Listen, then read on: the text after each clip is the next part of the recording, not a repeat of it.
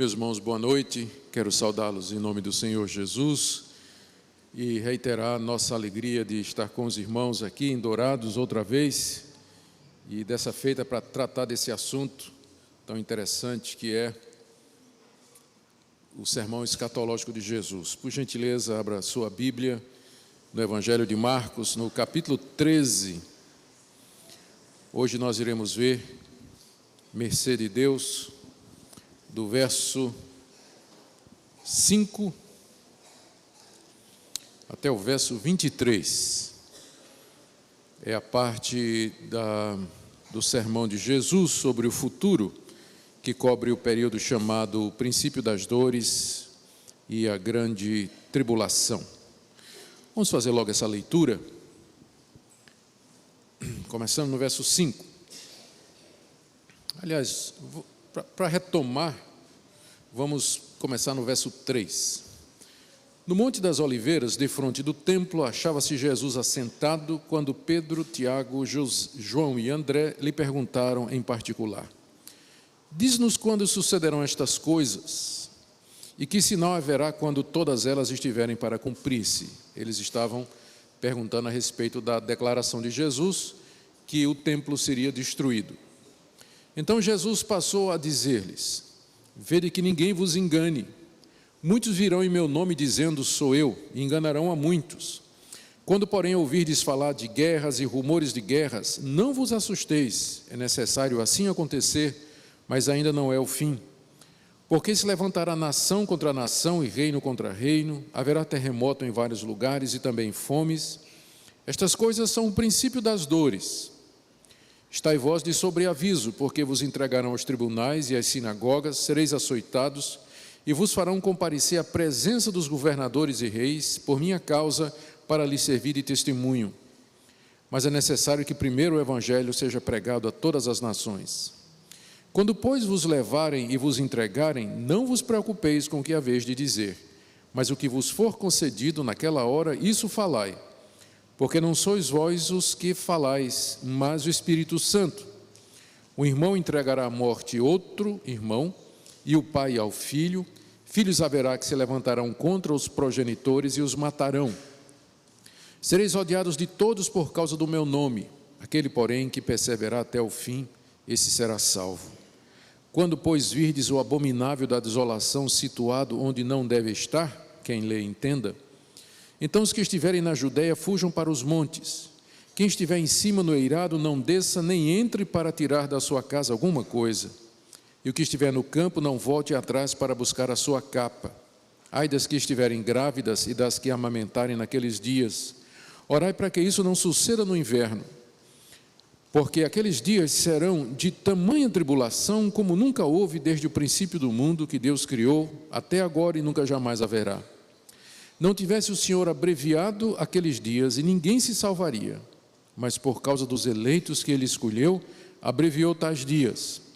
Então, se alguém vos disser, eis aqui o Cristo ou ele ali, não acrediteis, pois surgirão falsos cristos e falsos profetas, operando sinais e prodígios para enganar, se possível, os próprios eleitos. Estai vós de sobreaviso, tudo vos tenho predito. Vamos orar mais uma vez? Pedimos, nosso Pai, que o Senhor ilumine a nossa mente, o nosso coração, dê-nos compreensão na Tua Palavra, a respeito destas palavras graves, sérias e cruciais para a nossa existência aqui nesse mundo. Dá-nos compreensão delas, dá-nos submissão a elas também, em nome de Jesus. Amém. Muito bem, hoje nós temos a segunda mensagem da nossa série de estudos aqui nesse sermão, e nós vamos abordar nesse trecho que nós lemos, o princípio das dores e a grande tribulação. O princípio das dores vai aí do verso 5 até o verso 13, e tem esse nome por causa do que Jesus diz aí no verso 8, final do verso 8, estas coisas são o princípio das dores. E a segunda parte é a grande tribulação, com base naquilo que Jesus diz no verso 19. Estes dias serão de tamanha tribulação, como nunca houve desde o princípio do mundo, que Deus criou até agora. Quando a gente olha o capítulo 13 de Marcos como um todo, temos a impressão de que Jesus estruturou a sua mensagem em cima de um quadro bastante familiar para todos nós, que é o de uma mulher grávida. Ele começa, quando os discípulos perguntam quais são os sinais da tua vinda e do fim do mundo, então ele começa descrevendo uma série de sinais, nós vamos ver esses sinais agora, que Jesus chama de o princípio das dores. Então, quem é casado e acompanhou a sua esposa no nascimento do filho ou dos filhos, sabe que quando chega a hora, começa a vir as contrações. Nós tivemos 4 filhos e eu acompanhei o nascimento de todos eles. Eu levei a Minka todas as vezes para o hospital e ficava cronometrando as contrações. A orientação é quando o espaço entre as contrações está diminuindo, está chegando a hora. Então, mas ali, pela careta que ela fazia, eu sabia que estava doendo, mas as contrações doíam. Mas aquilo ali era apenas o princípio das dores, ainda não era. Depois é que vem a grande tribulação, né? É o momento de dar à luz mesmo. No caso dela, foram 4 partos naturais, não teve cesárea, não teve nada, então foi parto natural, grande sofrimento e dor. E em seguida vem o filho nasce, ele vem ao mundo, ele surge, trazendo alívio, alegria, felicidade para todo mundo. É essa sequência que Jesus está usando aqui para explicar a história do mundo. O mundo como que está grávido, vamos dizer assim, a história como que está grávida. E ela está agora naquela fase de contrações, são os sinais que nós vemos, terremotos, guerras, violência, é um mundo em contração. E a coisa vai ficando pior, até ficar insuportável, e então o Filho vem, Cristo vem, quando a dor alcançar o seu nível máximo, ele vem em glória, trazendo libertação, felicidade e alegria. Essa é a figura que está por detrás da estrutura do sermão, desse sermão que está aqui em Marcos 13. Hoje à noite nós vamos ver 2 períodos, que são o princípio das dores, né, esse presente momento de convulsões, de contrações da história da humanidade, seguido da grande tribulação, que é o momento mesmo de dar à luz, não é? Quando chegou a hora de dor e de expectativa. Então, a grande tribulação, o princípio das dores, aliás, e a grande tribulação. Nesse slide aí você tem o esboço do sermão escatológico. Aquilo que eu falei para vocês, agora você pode visualizar. De 1 a 4, Jesus falou da destruição do templo, nós vimos isso ontem. De 5 a 13, ele fala do princípio das dores, que nós vamos ver agora. Depois ele adverte sobre o período de grande tribulação, 14 a 23, também veremos hoje à noite. E amanhã nós veremos a sua chegada, seu retorno em glória, 24 a 27. E domingo à noite, encerrando 2 parábolas que Jesus contou sobre a necessidade de estarmos alertas e vigilantes, porque nós não sabemos quando ele haverá de voltar. Esse é o esboço do sermão. No próximo slide temos aí introdução. Nesse estudo nós temos a resposta de Jesus a 2 perguntas que os discípulos fizeram aqui no capítulo 13. Primeiro, eles chamaram a atenção de Jesus para a beleza do templo, e depois de Jesus dizer que tudo aquilo seria derribado, eles perguntaram em particular qual seria o sinal da destruição do templo e de todas as outras coisas que Jesus falou, e que essas coisas são a volta dele e o fim do mundo. E a resposta de Jesus, então, é o que nós temos aqui.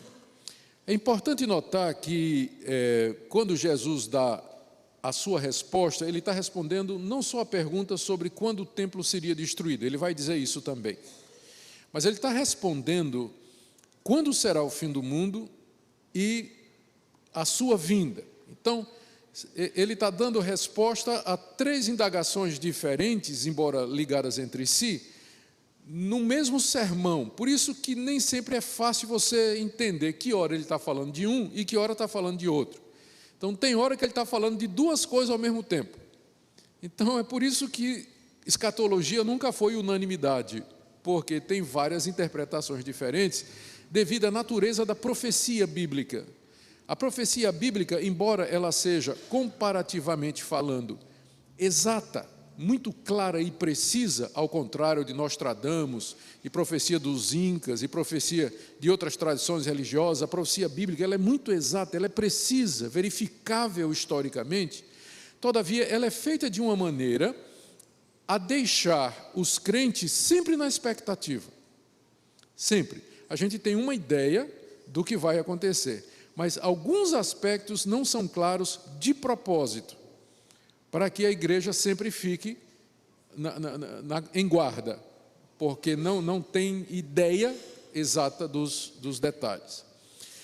Então, nem sempre é fácil separar esses assuntos e discerni-los.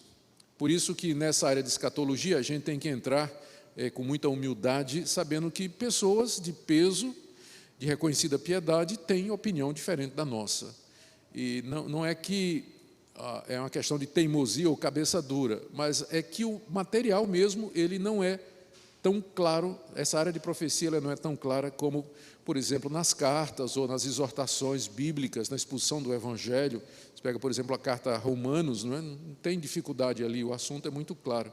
Mas na hora que Jesus começa a falar do futuro, ou o livro de Apocalipse, a coisa já começa a ficar um pouco mais complicado, não é? É o caso aqui. Vamos começar então com o princípio das dores. O texto está projetado aí, nós já lemos, nós vamos pular, e vamos então para o slide, os sinais do fim, onde eu vou fazer algumas observações gerais aqui. Vocês viram que quando a gente leu, Jesus falou de coisa como pessoas que virão no seu nome, guerra, rumor de guerra, falou de terremoto, falou de fomes, pestes, perseguição e tudo mais. Esses sinais, essas evidências que Jesus está dando das coisas que vão acontecer, elas visam apenas nos dar certeza de que a vinda de Jesus é certa, elas não têm como objetivo marcar uma data. O que Jesus está dando aqui não é um calendário secreto, que se você for espiritual o suficiente ou estudar bastante, você vai descobrir nas entrelinhas conhecimento tal que possa lhe levar a marcar uma data. A vinda de Cristo será no dia tal de tal ano, como muitas pessoas têm feito ao longo da história. O alvo de Jesus aqui não é fornecer informação para que a igreja marque com certeza o tempo do seu retorno, mas o alvo de Jesus ao dar essas descrições aqui é dizer, olha, a prova de que eu vou voltar é que eu vou profetizar as coisas que vão acontecer até o dia da minha vinda. Então, estes sinais que Jesus nos deu há 2000 anos atrás, e que vem acontecendo exatamente como ele está dizendo, não são base para cálculo de dia de vinda de Cristo, mas apenas para nos garantir que aquele que acertou nisso, também vai acertar quando ele diz que ele vai voltar. Ele tem a mesma autoridade. Se ele acertou com os sinais, ele também estava falando a verdade quando disse que um dia vai voltar. Então, o alvo é esse. Tanto é que, numa certa altura, descrevendo esses sinais, Jesus diz assim, estas coisas são o princípio das dores, mas ainda não é o fim. Ainda não é o fim. Porque as pessoas que não entendem isso, quando começa a ter uma guerra no Oriente Médio, o pessoal diz, aí, e já marca a vinda de Cristo para o mês seguinte, né? Israel tem um problema lá com os palestinos, já tem gente fazendo lá na tabela escatológica, marcando o dia, a data, cumprimento de Ezequiel não sei quanto, Daniel não sei quanto. Não creio que foi com esse objetivo que Jesus deu esses sinais, apenas para nos assegurar da sua vinda. Lembre também que os sinais que ele vai dar aqui, tanto se aplicam àquela pergunta imediata dos discípulos, quando é que vai ser a destruição do templo, quanto a outra pergunta, quando será o fim do mundo e a tua vinda? Então, essas coisas estão misturadas, lembrando que muitas profecias do Antigo Testamento, elas tinham aquilo que a gente chama de duplo cumprimento. Na verdade, tem uma aqui que tem 3 cumprimentos, e eu espero mostrar para vocês aqui. E, como eu disse, esses sinais servem para confirmar a autoridade de Jesus como profeta e filho de Deus. Próximo slide, o surgimento de falsos profetas. É o primeiro sinal que Jesus nos dá. Aqui você pode ver na sua Bíblia, Jesus passou a dizer-lhes vede que ninguém vos engane, muitos virão em meu nome dizendo, sou eu, e enganarão a muitos. Jesus disse que muitas pessoas viriam no nome dele, dizendo, eu sou o Cristo, e enganarão a muitos. Agora, pense comigo no seguinte, quando Jesus disse isso, ele estava no Monte das Oliveiras, fugindo, ele ia para lá de noite para fugir dos judeus, com 12 discípulos, um dos quais ia traí-lo, outro ia negá-lo e 10 iriam fugir. Eram pescadores iletrados, gente sem expressão nenhuma. Jesus estava sendo rejeitado pelas autoridades do seu país, as autoridades civis e religiosas. Ele estava sendo ameaçado de morte. E esse homem, naquela noite, naquele morro, ele se vira para os discípulos e vai dizer, um dia vai aparecer muita gente dizendo, eu sou Jesus. Das duas, uma, ou ele é doido, ou megalomaníaco, com mania de grandeza, ou então ele é Deus. Porque na situação que estava, profetizar que um dia ele ia ser tão importante, que as pessoas viriam querendo passar-se por ele. Não é? Imagina, ele dizer isso, um dia virá muita gente se passando por mim. Alguém podia olhar e dizer, quem é você para que as pessoas queiram se passar por você? Você é um galileu rejeitado aí, com um bando de discípulos ignorantes, fugindo, se escondendo de noite no monte, com medo dos judeus. Então, ou ele era louco, ou era o filho de Deus. O interessante é que ele acertou, né? Interessante é que ele acertou. Se era doido, ele acertou direitinho. Porque através da história, a quantidade de religiões que surgiram no nome de Jesus, pessoas que vieram como representante dele, gente se passando por ele, é muito grande. Um exemplo bem conhecido, só para citar um, é do líder coreano, o reverendo Moon, não é, que diz que é o Cristo, né? Ele diz que é o Cristo, criou a Igreja da Unificação, e já há vários anos, ele tem inclusive uma fazenda aqui no Mato Grosso, tem uma sede aqui, se não me engano, eu não sei se é do sul ou do norte, eu não sei. Tinha que ser do sul, né? Fazer o quê?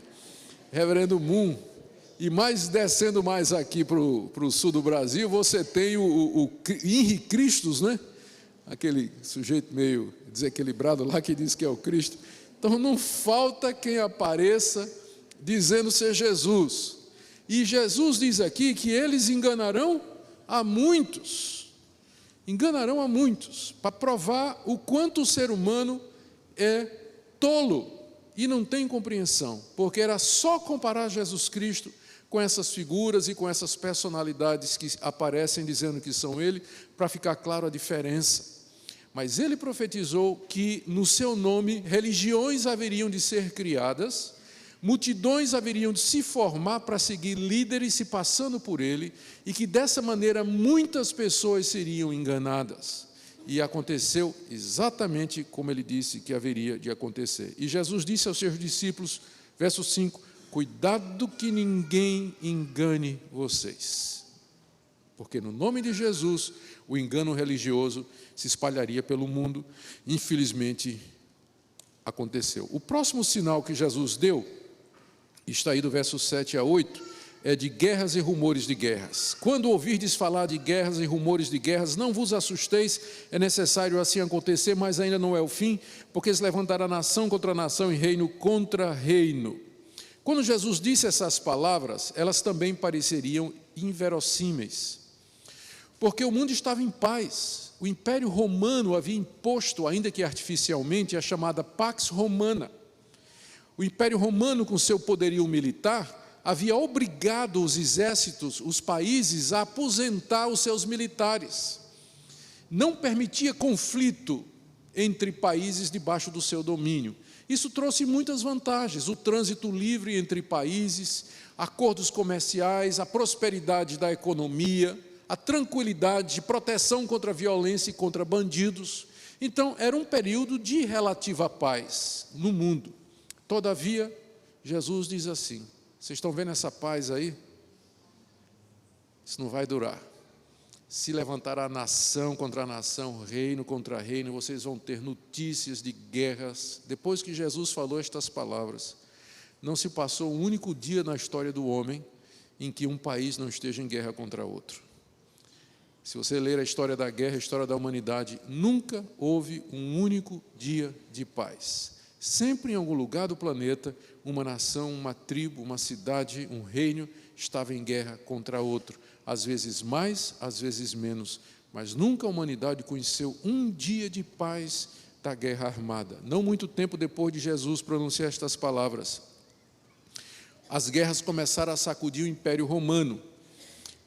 40 anos depois, essas guerras começaram. E só para vocês terem uma ideia, 4 imperadores romanos caíram num único ano: Galba, Otto, Vitelo e Vespasiano, por causa das guerras internas do Império Romano. E 2 séculos depois, a invasão do Império Romano pelas tropas e pelos exércitos dos hunos, dos bárbaros, dos germânicos, dos ostrogodos, godos que vieram, tribos que vieram de todas as partes, invadiram e derrubaram o Império Romano no século IV. Só nos últimos 300 anos houve 300 guerras na Europa, para não falar dos genocídios na África e em outros países. Jesus disse aos discípulos: não se assustem, porque ainda não é o fim. É exatamente o contrário do que as pessoas fazem. Quando as guerras começam, aí o pessoal fica tudo, pronto, é a terceira guerra mundial, é o fim do mundo, Jesus está voltando. Mas Jesus disse exatamente o contrário. Quando vocês ouvirem falar de guerra, de rumores de guerras, não se assustem, porque ainda não é o fim. Por quê? Porque o mundo não vai acabar numa guerra. O mundo não será destruído pelo próprio ser humano, como às vezes se pensa. O mundo será destruído, nós vamos ver isso. Mas será pelo próprio Deus, assim como Ele destruiu Sodoma e Gomorra, e assim como Ele destruiu o mundo na época do dilúvio. O mundo haverá de terminar numa ação divina, sobrenatural. Por pior que o ser humano seja, mais malvado que ele seja, cruel, e por mais tecnologia que ele tenha, não será numa guerra que o mundo vai acabar, como as pessoas pensam. Não quer dizer que nós não devíamos temer, tremer, chorar pelos horrores da guerra. A guerra é um negócio terrível, tremendo.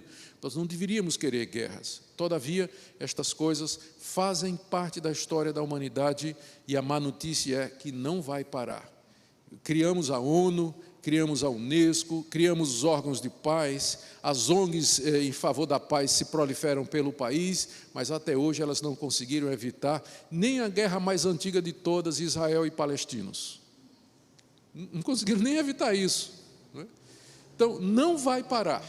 Podemos ter certeza disso. Não vai parar, infelizmente. Faz parte das contorções de um mundo em agonia, de um mundo que rejeitou Deus, virou as costas para Deus, e Deus quer que o mundo veja isso.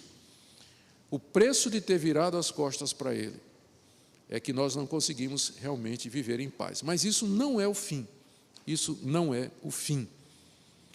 Próximo sinal, calamidades na natureza, final do verso 8. Jesus diz: haverá terremotos em vários lugares e também fomes. Estas coisas são o princípio das dores. Lucas acrescenta pestes e também, ele acrescenta também maremotos, o mar em fúria. Enfim, o que se descreve aqui são estas calamidades naturais, tsunamis, terremotos, tornados, pestes, epidemias, que dizimam grandes porções da raça humana em tempo muito curto. Jesus disse que estas coisas haveriam de acontecer, ele diz aqui, em vários lugares, e de fato elas vêm acontecido. No ano 60, 80, logo 30 anos depois de Jesus ter dito essas palavras, uma grande fome assolou o Império Romano, assolou a região da Palestina. Essa fome está narrada lá no livro de Atos. No verão do ano 70, 40 anos depois de Jesus disse a palavra, o vulcão Vesúvio irrompeu depois de anos adormecido e destruiu 2 cidades, Pompeia e Herculano. Isso aí está na história também. Só no século XIX houve mais de 700 tremores e terremotos. E eu não preciso falar para vocês dos acontecimentos recentes. Chile, Japão, Indonésia, China, próprio Brasil, que não tinha, não costumava ter tremores, já foi vítima de vários tremores o ano passado. Então, depois que Jesus disse essas palavras, nunca parou de ter catástrofe, calamidade natural no mundo todo, um mundo que geme e se contorce por causa do pecado da raça humana. Quando Deus disse a Adão: maldita é a terra por tua causa. Deus amaldiçoou a terra por causa do pecado da raça humana. Todas estas coisas, porém, veja só, Jesus diz aí no final do verso 8, são o princípio das dores. Se isso é o princípio, imagina o que vem. Se isso é o princípio, imagina o que vem. Os rabinos usavam essa expressão, o princípio das dores, para descrever o período de sofrimento antes da chegada do Messias. Então, Jesus está empregando uma terminologia que os seus discípulos haveriam de reconhecer, porque eles eram judeus treinados no judaísmo e, com certeza, conheciam essa expressão que os rabinos usavam. E o Senhor Jesus descreve essa fase como sendo as dores de contração da história que se aproxima do clímax. Mas o ponto é esse: ainda não é o fim. O mundo não vai acabar com essas coisas, com terremoto, com fome, com vulcão, com tsunami, com guerra. Essas coisas marcam a humanidade, nos fazem sofrer, mas elas não representam a nossa extinção. Outro sinal que Jesus dá na sequência é a perseguição e martírio dos cristãos. 9 em diante. Estai vós de sobreaviso, porque vos entregarão aos tribunais e às sinagogas, sereis açoitados, os farão comparecer à presença de governadores e reis por minha causa, para lhes servir de testemunho. Mas é necessário que primeiro o evangelho seja pregado a todas as nações. Quando, pois, vos levarem e vos entregarem, não vos preocupeis com o que haveis de dizer, mas o que vos for concedido naquela hora, isso falai, porque não sois vós os que falais, mas o Espírito Santo. Mais uma vez eu chamo a sua atenção para o fato de que quando Jesus disse essas palavras, a coisa que não tem nada que poderia parecer mais distante dele do que o fato de que um dia ele seria líder de uma religião tão grande que seria perseguida pelo mundo todo. Já pensou se eu chegar aqui para você e dissesse assim: olha, um dia as pessoas vão fazer uma religião no meu nome, será o nicodemusismo, e ele vai se tornar tão grande, essa religião, e tão poderosa, tão odiada, que gente no mundo inteiro vai perseguir os meus discípulos. Vocês riram, né? Fizeram muito bem em rir, né? Só pode parecer piada. Foi mais ou menos isso, quando Jesus disse lá para aquele grupinho de 12, né? Aquele grupinho de 12 pescadores, publicanos, gente que não tinha a menor condição, fugido, perseguido dos judeus, com medo. Ele diz assim: olha, um dia vocês, meus discípulos, vão ser perseguidos por causa do meu nome. Vocês vão representar uma ameaça tão grande para os poderes desse mundo, que vocês vão ser levados diante dos reis, das autoridades, para responder a meu respeito. Parece megalomania, não é? Parece um megalomaníaco falando, só que ele acertou. Ele acertou. Hoje, da população de 6 bilhões do mundo, quase 3 bilhões se professa cristã. 2,6 bilhões, para ser mais exato, a última estatística. Então, ele acertou. E não só isso ele acertou, o cristianismo é a religião mais perseguida do mundo. Eu mencionei ontem para vocês, perdão, acabei não trazendo a fonte, não trouxe a fonte hoje, não trouxe hoje também. Mas pesquisas recentes de ONGs preocupadas com perseguição religiosa apontam que atualmente cerca de 200 milhões de cristãos estão sofrendo em países comunistas, países muçulmanos, países fechados, países ateus, países secularizados. O número vai a 200 milhões. Agora, quem jamais pensaria isso no dia em que Jesus proferiu estas palavras? Por causa de mim, vocês serão perseguidos e vocês serão levados diante dos tribunais. Logo depois que Jesus falou isso, começa a perseguição dos judeus contra os cristãos. Perseguiram Jesus, em seguida perseguiram os apóstolos lá em Jerusalém, e se seguiram 10 perseguições do Império Romano, do imperador Nero até Diocleciano, cada uma pior do que a outra. A história dos mártires nos dá testemunhos tremendos de pessoas que foram torturadas e mortas porque não negaram a Jesus. As perseguições na Idade Média, as perseguições da Igreja Católica do período da Idade Média à Reforma, governos comunistas e muçulmanos, nos dias de hoje sempre foi assim. Se nós estamos vivendo num país onde, por enquanto, a liberdade religiosa, nós devemos, por isso, agradecer a Deus, mas saibam que isso não é verdade em grande parte da cristandade espalhada pelo mundo. O número de mártires e de gente perseguida entre os cristãos é muito grande. A advertência de Jesus aos discípulos foi esta daqui. Eles deviam ficar de sobreaviso para não serem surpreendidos pela dor, pelo sofrimento e pela morte. Estai de sobreaviso. Essa deve ser a atitude do crente. Estar de sobreaviso significa o seguinte: você já foi avisado, então você está de sobreaviso, você foi alertado, então fica atento, porque hoje pode parecer muito tranquilo, mas você já está avisado de que essa situação pode mudar. Então, viva cada dia, agradecendo a Deus diariamente por essa liberdade, porque pode ser que amanhã você não tenha mais, a situação mude. Estai de sobreaviso, estejam preparados. O Senhor Jesus também prometeu, está aí no verso 11, nos dá o Espírito Santo para nos iluminar na hora que nós formos levados diante dos nossos algozes. Quando vos levarem, verso 11, e vos entregarem, não vos preocupeis com o que haveis de dizer, mas o que vos for concedido naquela hora, isso falai, porque não sois vós o que falais, mas o Espírito Santo. Jesus prometeu aos seus discípulos o Espírito Santo para auxiliá-los na defesa diante das acusações. Essa promessa tem sido usada de maneira errada às vezes, por pregadores preguiçosos, né? Que em vez de se preparar para pregar o sermão, eles dizem assim: o Espírito Santo dá na hora. E aí não estuda, não se prepara, eles acham que só abrir a Bíblia o Espírito Santo vai dar mensagem. E eles apontam para esse texto aqui, ó. Só que esse texto aqui foi dado para cristãos em situação de perseguição, porque primeiro eles provavelmente nem têm uma Bíblia na mão. Segundo, não tem tempo nem como estudar e se preparar. Então, numa situação de emergência, o Espírito Santo vai ajudar aqueles que vão dar testemunho de Jesus. Mas o Espírito Santo geralmente não ajuda preguiçoso. Pode ter certeza disso, não é? Não ajuda preguiçoso.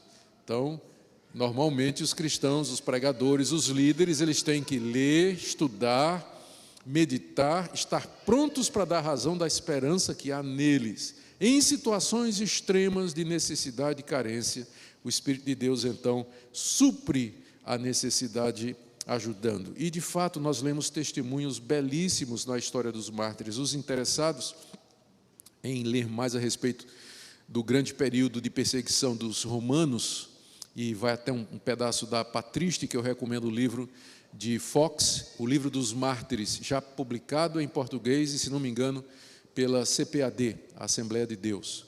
Esse livro está publicado e ele traz testemunhos interessantes, assim, comoventes de cristãos que morreram por causa do nome de Jesus e que não negaram a fé. Perseguição e martírio de cristãos. O próximo, a pregação do Evangelho no mundo, verso 11. Desculpa, verso 10. Pus no slide aí verso 11, mas está errado. É verso 10. Mas é necessário que primeiro o Evangelho seja pregado a todas as nações. A palavra Evangelho significa as boas notícias. Que boas notícias? Que Jesus é o Filho de Deus, que Ele morreu pelos nossos pecados, ressuscitou ao terceiro dia e haverá de voltar. E que todos aqueles que se arrependem dos seus pecados e creem, são perdoados e aceitos por Deus, e não entrarão na perdição eterna, mas haverão de entrar na bênção do reino que Deus tem preparado para os que o amam. Essa é a boa notícia. Agora imagine Jesus dizendo: um dia o meu nome vai ser anunciado no mundo inteiro, esse evangelho vai ser pregado a todo mundo. Imagina ele lá, né, com os 12, né, e dizendo: essa mensagem que está sendo rejeitada aqui pelo meu povo, pela cidade de Jerusalém, pela qual eles vão me crucificar, um dia essa mensagem vai ser pregada no mundo inteiro. Será que ele acertou? O livro mais vendido no mundo é a Bíblia, e o mais lido também, é o livro mais traduzido em idiomas. O cristianismo é a religião que providenciou o maior número de missionários que jamais existiu no mundo todo. Está em todo lugar. Poucas são as tribos e nações e povos que ainda não têm uma porção da Bíblia na sua própria língua. É só uma questão de tempo. E não haverá na face da terra uma etnia que não tenha pelo menos uma porção do Evangelho de João na sua própria língua. Primeiro, esse Evangelho vai ser pregado no mundo inteiro. E mais uma vez ele acertou. Imagina Jesus dizendo isso há 2000 anos, gente. Revoluções acontecem, como por exemplo da internet, das mídias sociais, quando barreiras geográficas, étnicas caem, barreiras de língua. Hoje em dia você escreve uma postagem em português sobre Jesus, qualquer parte do mundo, usando o Google Tradutor, a pessoa traduz na hora, na língua dela. Sofrível, mas dá para ler. Dá para ler. Então, quem imagina? A gente pensa assim que foi o homem, não é? Que na sua inteligência, que descobriu como é que funciona a eletricidade, a eletrônica, e aí desenvolveu sistemas operacionais que produziram essas possibilidades de comunicação. Quem está por detrás disso tudo? Quem vocês acham que está por detrás disso tudo? É nosso Deus, fazendo com que a sua palavra se cumpra, porque dessa maneira a palavra dele chega no mundo todo. Um evento como esse, por exemplo, que está sendo transmitido, eu acho que está sendo transmitido, né, pastor, pela internet, ele pode estar sendo assistido agora por um brasileiro no Japão.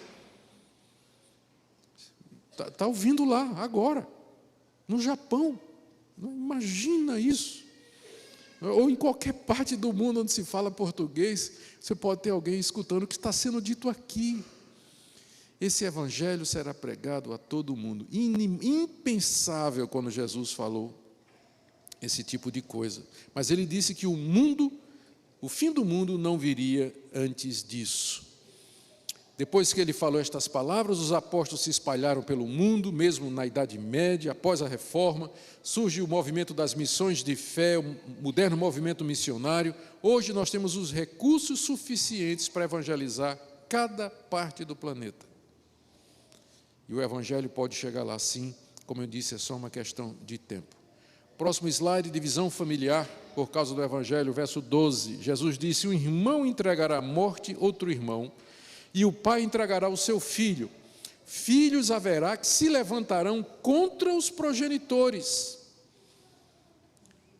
Agora imagina isso, né? Se uma pessoa poderia achar que Jesus era um megalomaníaco, arrogante, pelo que ele disse antes, aqui é o clímax. Você está dizendo, Jesus, que as pessoas vão te amar mais do que amam seus familiares, a ponto de que vão matar quem gosta de você? Um pai se levantar contra o filho por causa de você? Quem você acha que é? Pois é. E não é isso mesmo que acontece?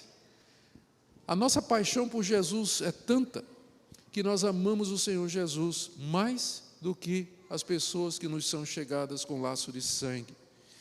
E isso provoca, mesmo nos familiares, uma mágoa tão grande que são capazes de se levantar filhos contra os pais e pais contra os filhos por causa do evangelho.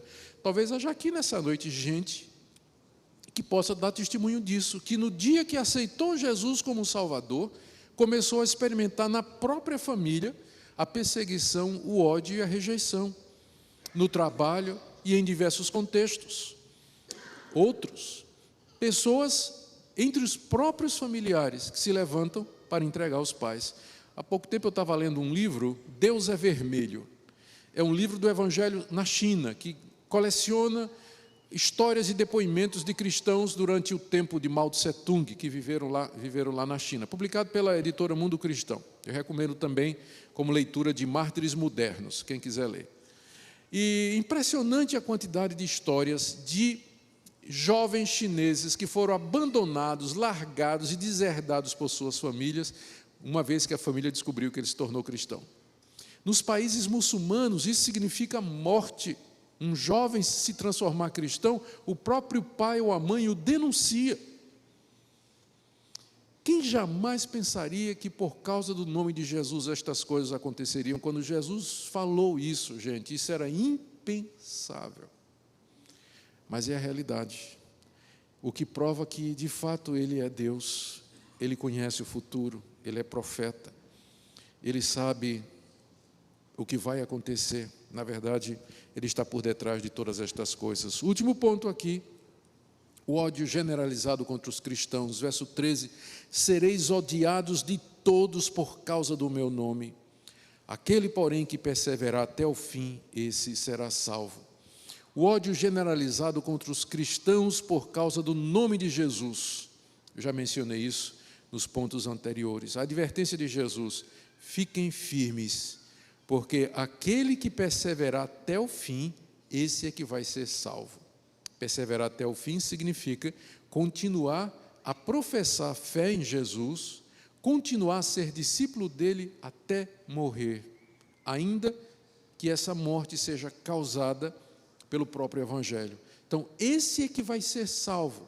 Não é que é a perseverança que salva, mas é que a perseverança mostra que ele de fato é convertido, que ele de fato é salvo. O cristão nominal, aquele que está na igreja por outros motivos, quando vem a perseguição, ele abandona a fé, abandona a igreja, muda de lado, porque não é uma coisa do coração, ele não é convertido. É por isso que alguns estudiosos acham que uma coisa que a igreja brasileira está precisando é de uma grande perseguição para poder fazer a diferença entre os verdadeiros crentes e aqueles que estão na igreja por outros motivos, porque tem namorada na igreja, tem namorado na igreja, tem família na igreja, nasceu da igreja, mas nunca se converteu, é socialmente aceitável, é fashion e por aí vai. Então, de repente, uma perseguição é fashion, porque se não fosse, não tinha artista aí, né, dizendo que é crente, né?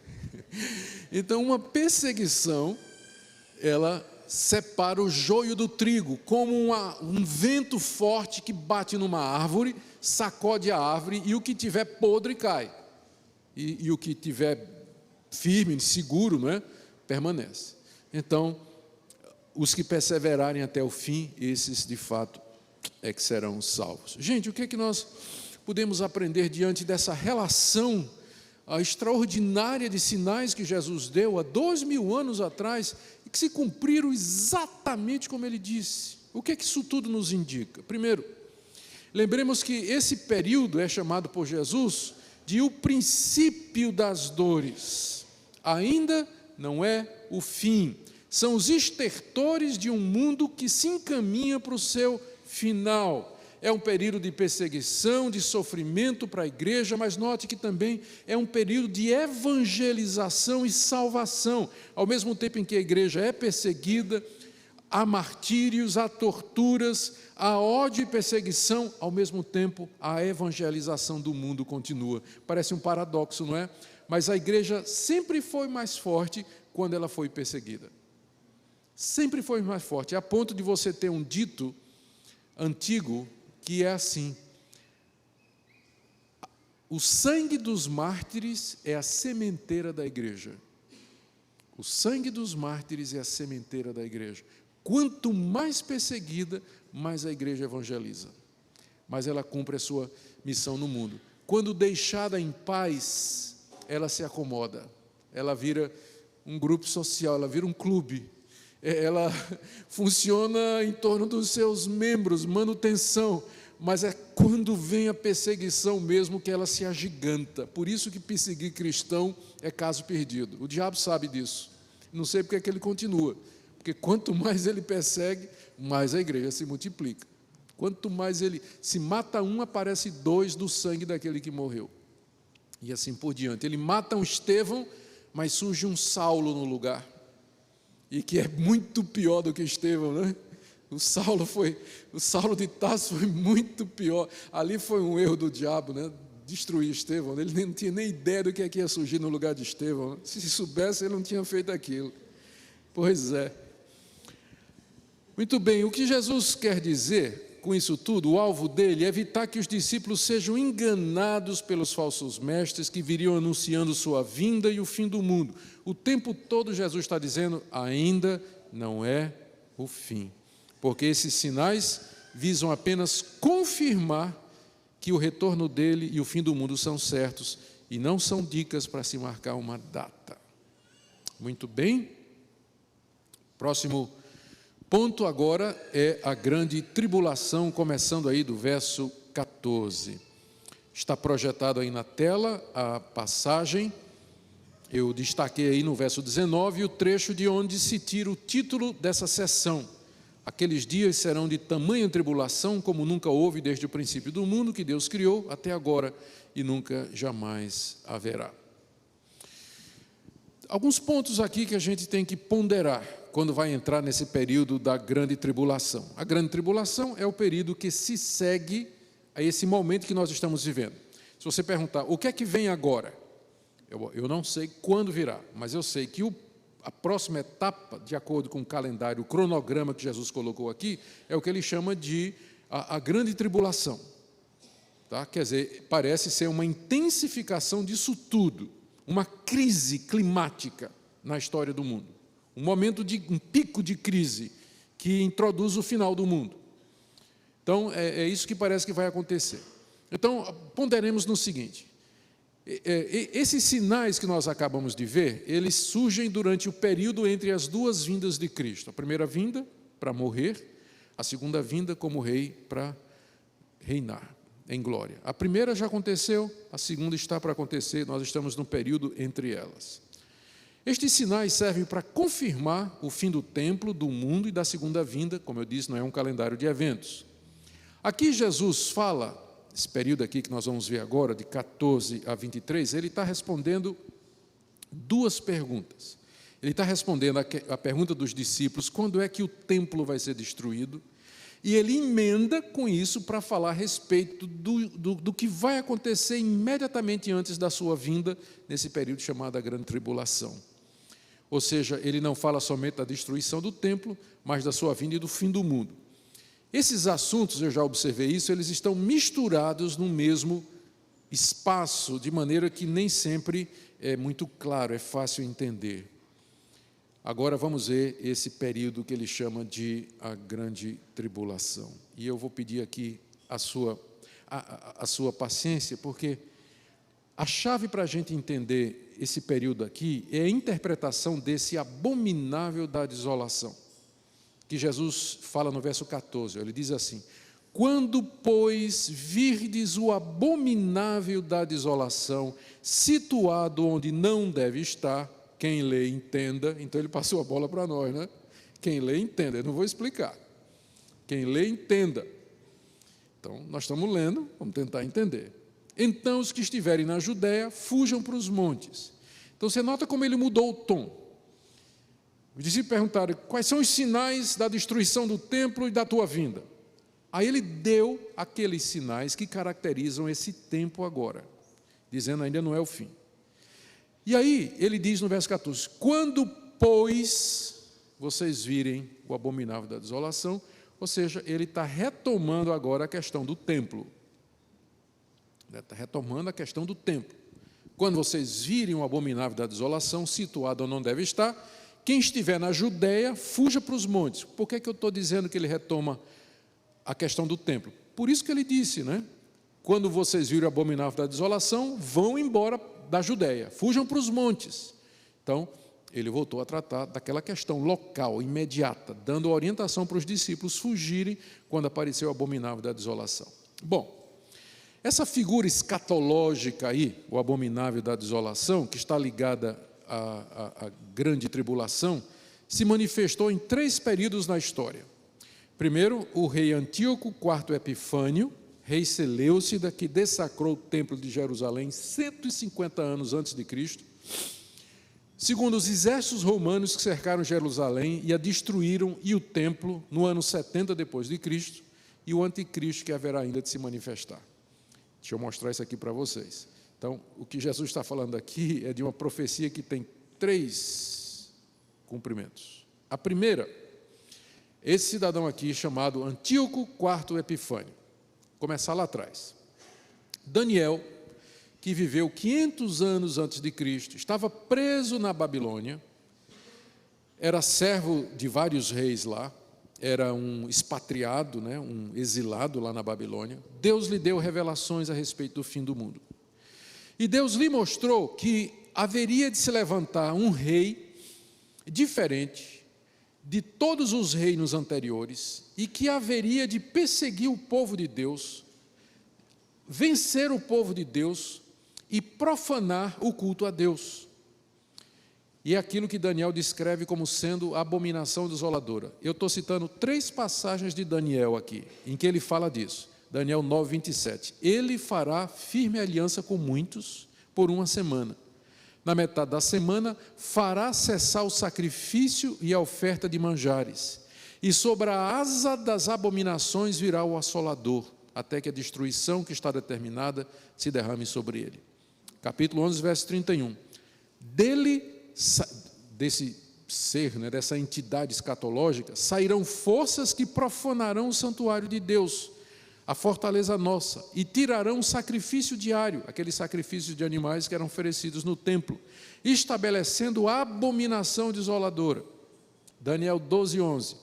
Depois do tempo em que o sacrifício diário for tirado e posta a abominação desoladora, haverá ainda 1290 dias. 3 vezes o profeta Daniel disse que viria alguém, que ele chama de o abominável da desolação, que vai guerrear contra o povo de Deus, vencer o povo de Deus, entrar no santuário, dessacrar o templo de Deus e estabelecer um culto a outro Deus. É isso que é abominável, né? Abominação, é uma coisa inaceitável. Muito bem. Essa figura foi Antíoco IV Epifânio.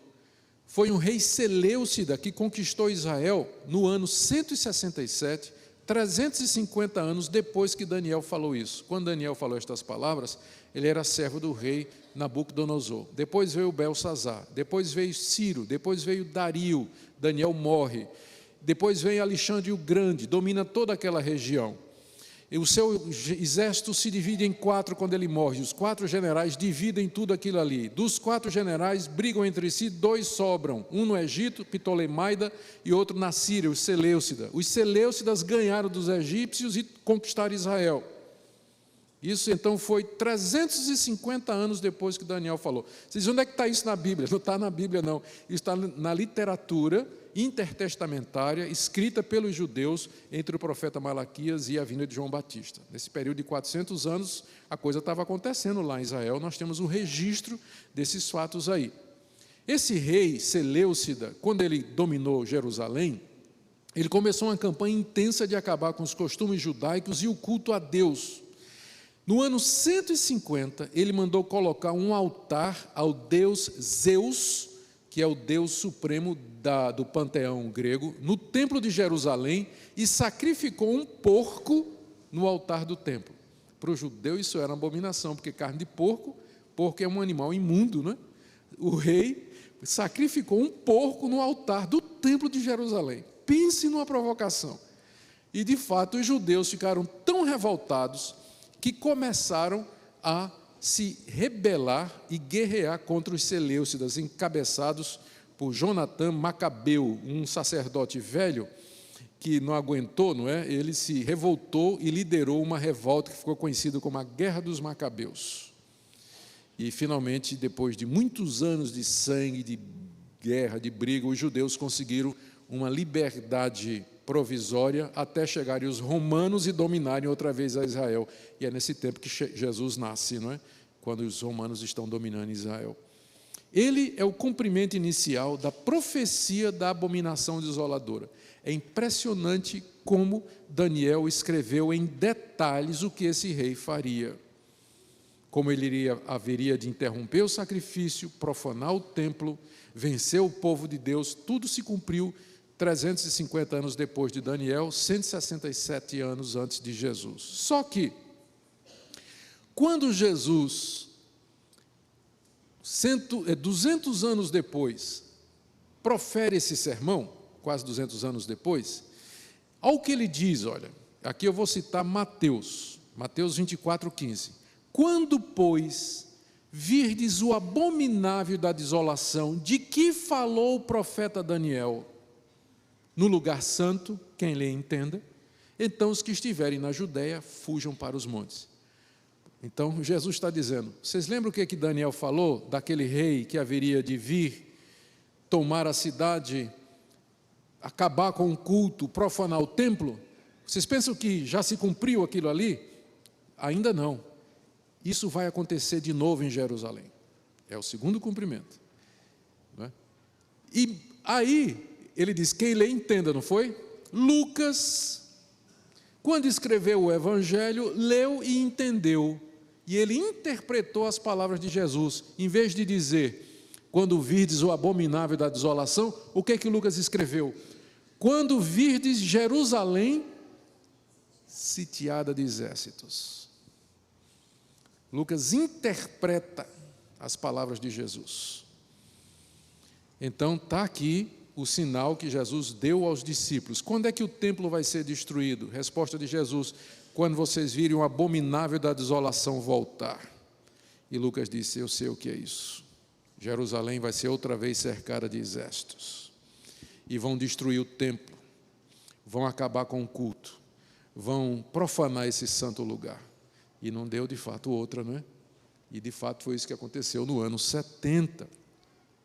Aqui você tem, eu mencionei ontem, o Arco de Tito, que é um monumento que ainda hoje tem em Roma, e que foi erigido na década de 70 em homenagem à vitória do general Tito contra Jerusalém.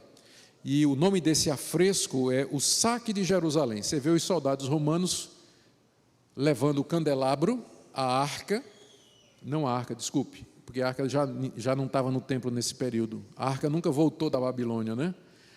O candelabro e vários outros utensílios do templo. Os soldados romanos saquearam o templo, profanaram, acabaram com tudo que havia no templo, destruíram o templo completamente, e aí se cumpre exatamente as palavras de Jesus, o abominável da desolação, ou a abominação desoladora, ou avassaladora.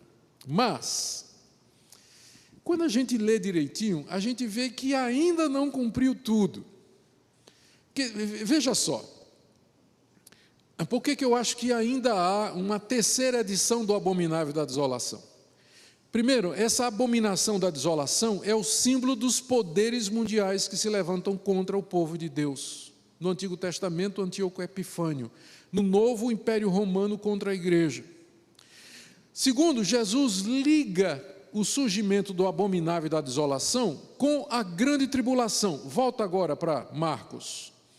Ele diz assim no verso 14, quando virdes o abominável da desolação situado onde não deve estar, ou seja, ele está falando aqui do cerco de Jerusalém, da invasão dos romanos, que aconteceu nos anos 70, então os que estiverem na Judéia, fujam para os montes, quem estiver no telhado, vá embora, não desça, quem estiver no campo, não entre em casa, coitada das grávidas, orem para que isso não suceda no inverno, porque aqueles dias, ou seja, os dias do abominável da desolação, serão de tamanha tribulação como nunca houve desde o princípio do mundo. Bom, a gente sabe que o que aconteceu em Jerusalém foi uma coisa terrível, né? Cerca de 500 mil judeus morreram massacrados lá pelos exércitos romanos. Mas será que essa foi a tribulação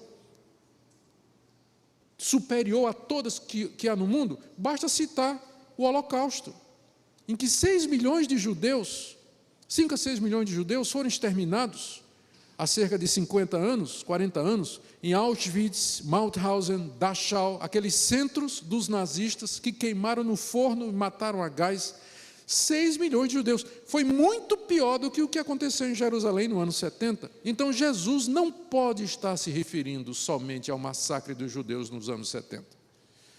Ainda falta alguma coisa. Tem mais coisa pela frente. E tem mais, veja só, ele diz assim, olha, continuando, verso 24, depois de descrever esse período, ele diz, mas naqueles dias, após a referida tribulação, o sol escurecerá, a lua não dará sua claridade, as estrelas cairão no firmamento, os poderes dos céus serão abalados, então verá um filho do homem vir nas nuvens com grande poder e glória. Então, isso não aconteceu. Não aconteceu lá no ano 70, não aconteceu com o massacre dos judeus no Holocausto, ou seja, essas coisas aqui é uma combinação de duas. Jesus está respondendo a pergunta sobre a destruição do templo, mas ao mesmo tempo ele está falando da grande tribulação que vai preceder a sua vinda. onde aparecerá outra vez o inimigo do povo de Deus, que na Bíblia é chamado de o anticristo. Os discípulos entenderam essas palavras de Jesus. Veja o que Paulo escreve na 2 Tessalonicenses 2, de 3 a 10. Ninguém de nenhum modo vos engane, porque isso não acontecerá. Ele está falando da vinda de Jesus. Paulo está falando da vinda de Jesus aqui, em 2 Tessalonicenses 2. Ele diz, isso não acontecerá, ou seja, o Senhor Jesus não vai voltar, sem que primeiro venha a apostasia. Apostasia é o desvio da religião verdadeira. E seja revelado o homem da iniquidade, o filho da perdição, o qual se opõe e se levanta contra tudo que se chama Deus ou objeto de culto, a ponto de assentar-se no santuário de Deus, ostentando-se como se fosse o próprio Deus. É exatamente o que Antíoco Epifânio fez, é exatamente o que os exércitos romanos fizeram, e é isso que o anticristo vai fazer. Ele é chamado por Paulo de o homem da iniquidade, o filho da perdição. Então será de fato revelado o iníquo, a quem o Senhor Jesus matará com o sopro da sua boca. Ele pode parecer muito grande e poderoso, mas o Senhor Jesus vai fazer só assim. Só. Aí, acabou. E o destruirá pela manifestação de sua vinda. Ora, o aparecimento do iníquo é segundo a eficácia de Satanás, com todo o poder, sinais e prodígios da mentira, com todo o engano de injustiça aos que perecem.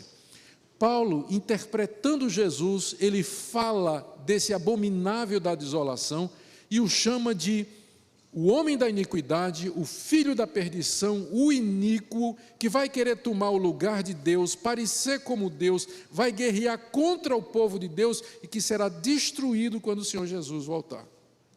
Veja o que João diz, filhinhos, já é a última hora.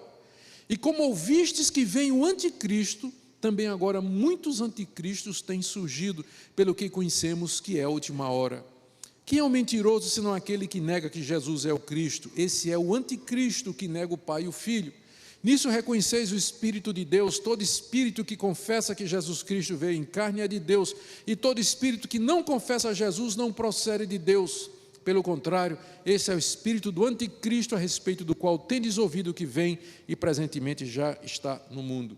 Então, já na igreja apostólica, se começou a pregar a vinda do anticristo, como esse que se levanta contra Deus, toma o lugar de Deus, nega Jesus Cristo, tem um governo mundial, vai enganar a todos, mas que será destruído pela vinda do Senhor Jesus. E ele diz aqui, João diz, que o espírito do anticristo já está presente nas falsas religiões, nos falsos profetas, nos governos que perseguem a igreja. São manifestações do anticristo, a ponto dos reformadores dizerem que o Papa é o anticristo. E, na verdade, foi mais a segunda geração de reformadores, não é?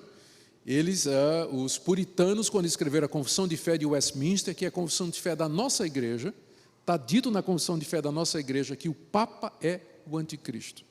Eu não creio que é a figura do Papa, mas o espírito de alguém que se apresenta como substituto de Deus no mundo, que é isso que o Papa faz, né? Na mitra dele está escrito que ele é o representante do Filho de Deus aqui nesse mundo.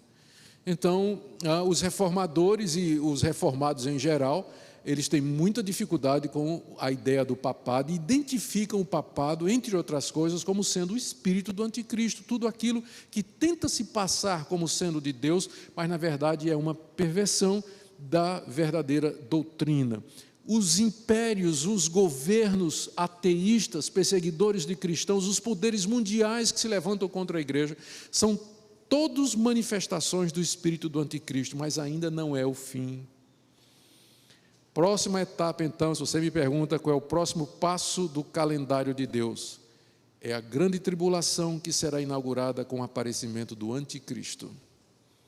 Quando vai ser isso? Não sei, ninguém sabe.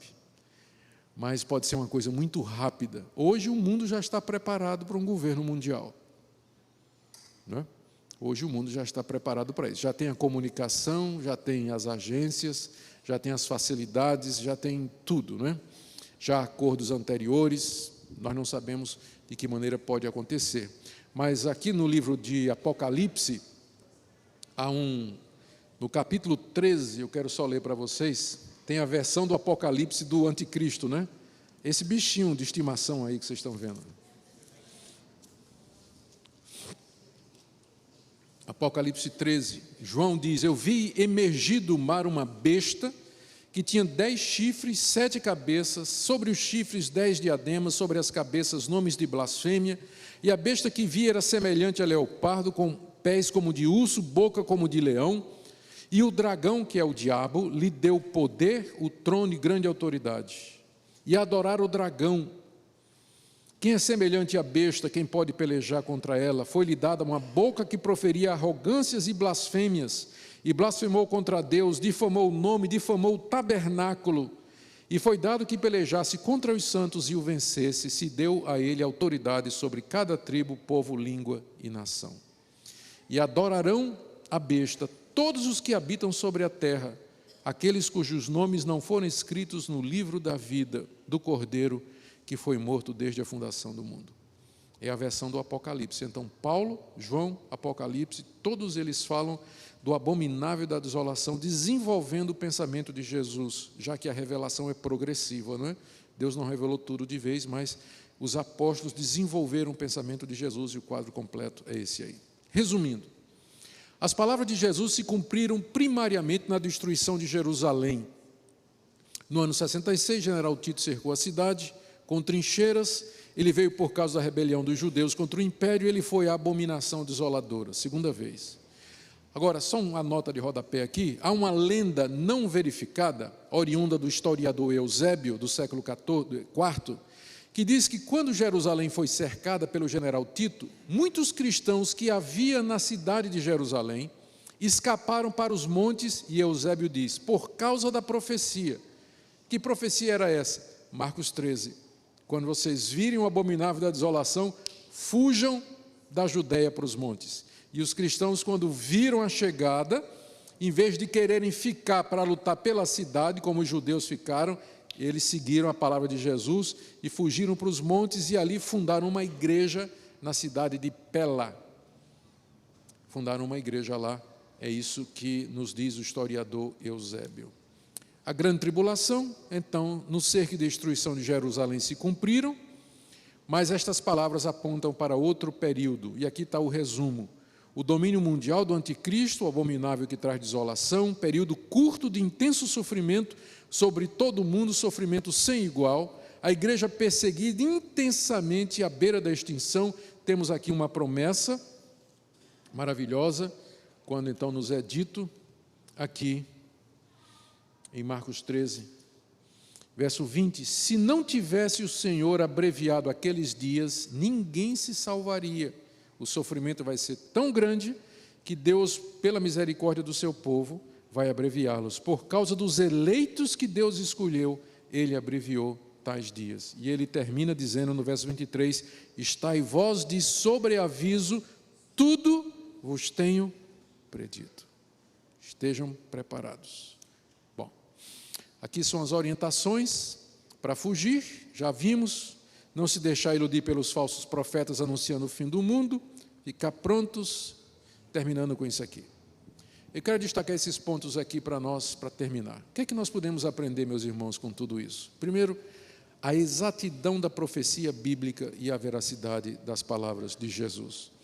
Eu espero que, se você tem alguma dúvida a respeito da divindade de Jesus, de que ele de fato é o Filho de Deus, que ele não é um fundador de religião, um homem extraordinário apenas, como tantos outros, se você tem dúvida a respeito da pessoa de Jesus, que hoje à noite essa dúvida seja, de uma vez por todas, extirpada. Ninguém poderia ter predito estas coisas com tanta clareza, de uma situação de desvantagem em que ele estava, a ponto destas coisas acontecerem exatamente como ele disse. Eu espero que isso convença você a respeito de Jesus e que leve você a buscá-lo como Senhor de tudo e de todos, como Salvador do mundo. Segunda coisa que eu queria notar aqui é que nós tenhamos profunda compaixão pelo castigo que sobreveio aos judeus. Eu não me alegro com a destruição de Jerusalém. Os judeus foram incrédulos, rejeitaram a Jesus e receberam o castigo pela sua incredulidade. Mas nós não nos alegramos com isso. Nós oramos pela conversão dos judeus. Que os judeus em toda parte do mundo, eles olhem para aqueles a que traspassaram e que possam reconhecer em Jesus o Messias esperado. Fiquemos de sobreaviso. Agora presta atenção, escatologistas de plantão. Não há qualquer esperança no texto de que os cristãos serão arrebatados antes disso para um encontro secreto com Jesus nos ares. Eu sei que é muito popular essa ideia de que vai haver um arrebatamento secreto antes da grande tribulação e que os cristãos não vão passar por ela. Pode até ser que exista, só que Jesus não falou disso. Na verdade, ele disse que Deus vai abreviar o tempo por causa dos eleitos que estão lá. E está dizendo, vocês fiquem de sobreaviso. Se preparem. Então, eu prefiro estar preparado para entrar na grande tribulação e ser arrebatado antes, de que pensar que é você arrebatado e entrar de cabeça na grande tribulação. Né? Então, a minha posição é essa. Se tem um arrebatamento secreto, Jesus não fala aqui. E eu, sinceramente, não vejo também esse arrebatamento secreto sendo descrito em qualquer outro lugar da Bíblia. Que há um arrebatamento, sim, quando Cristo vier em glória, no final da grande tribulação, para esmagar o anticristo, veremos isso amanhã. Quando ele vier para esmagar o anticristo e julgar o mundo, aí o seu povo vai se encontrar com ele, vai ser arrebatado desse mundo para o encontro com o Senhor nos ares. Mas um arrebatamento sigiloso, invisível com Cristo, eu não vejo isso aqui, nem em qualquer outro lugar da Bíblia. Lamento se você está... Não é, se você jogar fora aquela sua coleção de DVDs sobre, como é o nome? Deixados para trás, não é? Você não vai perder muita coisa, não. Tem coisa boa, mas a ideia de um arrebatamento, não é? Secreto e que... Isso aí eu não consigo ver, pelo menos não aqui em Marcos 13. É claro que não está aqui, não é? E o interessante é que Jesus, quando acaba de falar, ele diz o quê? Tudo vos tenho dito. Então, se o que ele disse é tudo e o arrebatamento não está aqui, o que é que eu vou fazer com isso, né? Preciso ter cautela, então, com relação a esse assunto. Fiquemos alerta, então, contra aqueles que tentam nos enganar quanto à chegada do Messias. E também não nos enganemos, o mundo, irmãos, não vai melhorar pelos esforços humanos.